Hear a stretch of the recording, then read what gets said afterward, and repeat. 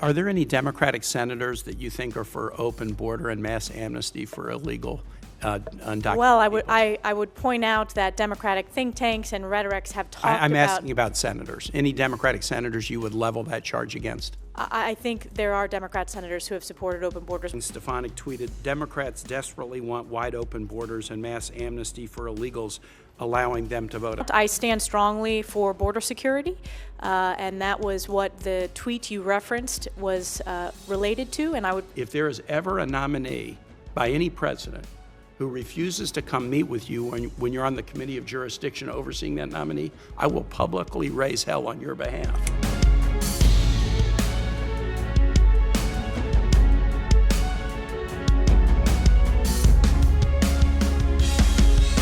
Senator Kaine. Thank you, Mr. Chair, and congratulations, Representative Stefanik, for the nomination. I really appreciated the meeting that we had in our office. You and I have some political differences, of course, but we talked that day about items on which we agree. We had some on which we disagreed, and we had a couple of others where you said your position is one that President Trump doesn't agree with. And I like that candor, and I like the fact that we had a good exchange. I'm grappling with that and some of the partisan comments you've made in the past. An article that I'd like to put in the record, National Public Radio article, How the Replacement Theory Went Mainstream on the Political Right from May of 2022. On Monday morning, Stefanik tweeted, Democrats desperately want wide open borders and mass amnesty for illegals, allowing them to vote. I'd like to put that in the record. Without objection, it will be included. Now, that was a campaign tweet, and I can separate campaign rhetoric from governing rhetoric. I don't view things like that as disqualifying. They do raise questions. But at least we had a good meeting. We talked about important issues and shared ideas. I'm going to say something here that I wish I could have said at an Armed Services Committee hearing, but we had it in closed session. All of the Trump nominees who come before the committees on which I sit have agreed to meet with me, save one.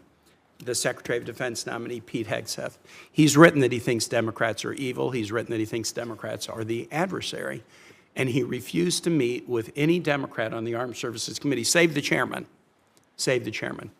Yesterday, in a closed hearing, we were asked to forward his nomination to the floor, even though it had not been pending to the committee for sufficient time.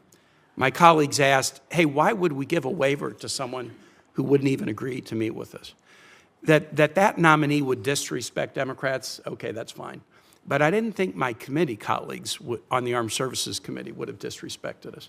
And I'll just say to all of my Republican colleagues here, if there is ever a nominee by any president who refuses to come meet with you when you're on the committee of jurisdiction overseeing that nominee, I will publicly raise hell on your behalf.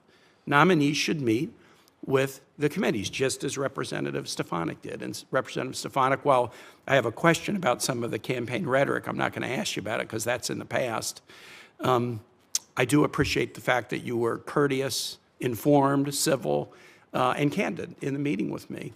I told you I had two concerns, engagement and the Western Hemisphere. You've convinced me that you were nominated for this position not to disengage, but to engage, and I appreciate that. In fact, you wanted this position, and you wouldn't have wanted it otherwise, and that's great. On the Western Hemisphere, you're going to be working with the Secretary of State we approved unanimously yesterday, our colleague, Senator Rubio. Senator Rubio talked at some length about a number of topics on the Americas the other day, and I want to ask you about one that is particularly challenging right now, and that's Haiti. The situation in Haiti is a disaster. You know that. I mean, you've been on these committees overseeing American national security, and you know that issues like Haiti create immigration challenges and all kinds of other challenges that are bad on the humanitarian front and can cause problems for allies like the Dominican Republic and cause problems for us. We now have a security operation in Haiti being led by Kenyans with the assistance of other nations, with the financial support and assistance of the United States. Senator Rubio talked at some length here on last week about how important it was that we stay engaged on that. I'd like to know kind of what your thought would be, should you be confirmed at the UN, for what the U.S. can do to try to help Haitians find a next chapter that is a peaceful one. Yes. Thank you, Senator Kaine. Appreciate the opportunity to sit down with you. I know we serve on the National Endowment for Democracy together, and there's been significant bipartisan results delivered through that program funded by Congress. I wanted to just point out, I stand strongly for border security. and that was what the tweet you referenced was related to. And I would point out that in the sector that I represent, the Swanton sector, there was a Border Patrol officer killed in the last 24 hours. Are there any Democratic senators that you think are for open border and mass amnesty for illegal undocumented Well, people?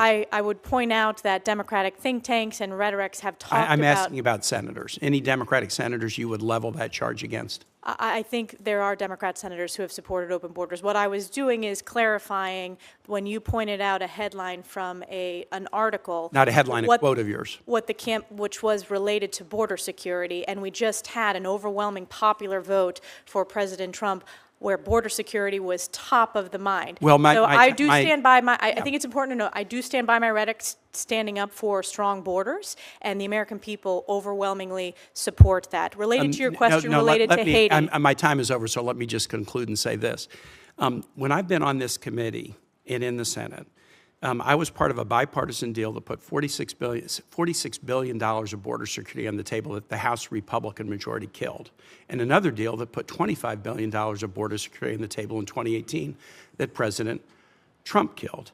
And I was just part of a bipartisan deal in the last year that was significant about bipartisan border security on the border that President Trump killed.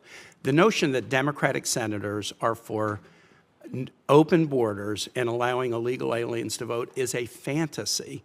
And so I really appreciate the opportunity to meet with you, but now I have questions about if you'd fall for a fantasy. I'm going to have that to ponder that, and I yield back, Mr. Chair. I do want to address that, Chairman Mish, if you give me the latitude to do so. We are very proud that on the House side we passed H.R. 2, the most significant border security package that Chuck Schumer failed to bring up in the Senate. That would return to the effective policies of President Trump. And again, the American people voted loudly and clearly when it came to securing our borders and the failures of the past 4 years. I'm not going to apologize for my commitment to securing the border when I represent a significant part of the U.S. A major sector, the Swanton sector, where we've had a skyrocketing of illegals crossing there. On the issue of Haiti, which I think is important, and it is a bipartisan concern, obviously it's a humanitarian significant challenge in our hemisphere. Working with Secretary Rubio, we need to have a strategy. I'm deeply concerned. It is very complex. There is no simple solution. And that is an area where we need to continue to have discussions with the committees of oversight. I'm very concerned on the Intelligence Committee briefings I've received about the crisis in Haiti. So I look to work with Secretary Rubio to support his commitment to the Western Hemisphere, specifically the complexities of the humanitarian challenges within Haiti.